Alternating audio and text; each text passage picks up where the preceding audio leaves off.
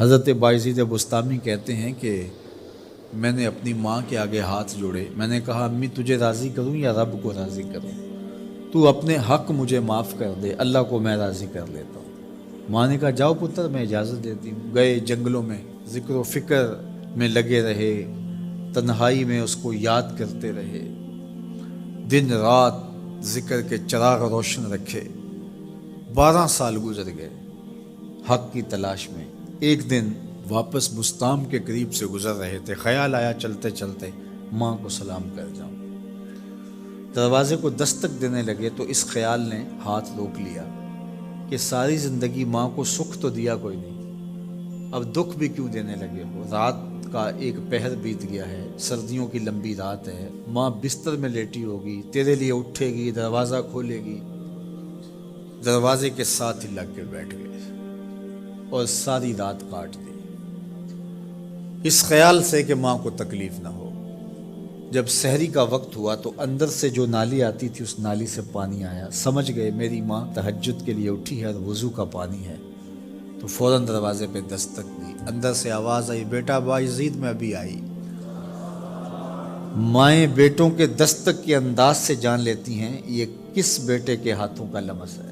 12 سال کے بعد آئے، دستک دی، کہا بیٹا بایزید میں ابھی آئی۔ ماں کی تو نگاہیں ہی دروازے پہ رہتی ہیں۔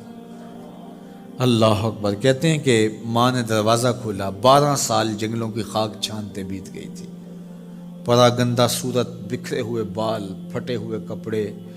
میری ماں کی جب نگاہ میرے پہ پڑی تو اس کی چشمان سے موٹے موٹے آنسو ٹپکنے لگے، اور اس نے ایسے ہاتھ پھیلا کے کہا مالک میرا بیٹا بایزید تیری طلب میں نکلا تھا، تو نے ابھی تک اسے اپنا قرب نہیں دیا۔ حضرت بایزید بستامی کہتے ہیں 12 سال کی ریاستوں سے جو کچھ نہیں ملا تھا ماں کے اٹھے ہوئے ہاتھوں سے مل گیا۔ میں نے کہا مالک میں تجھے کہاں ڈھونڈ رہا ہوں، تو کہاں موجود ہے؟ تو ماں باپ کی رضا اللہ کی رضا کا دروازہ کھولتی ہے۔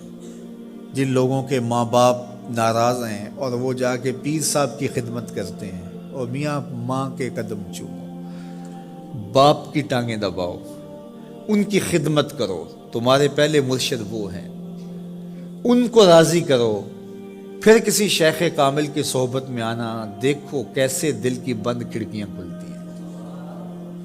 ایک مرشد تو ناراض کر رہا ہے اور دوسرے مرشد سے تمہیں کیا ملے گا؟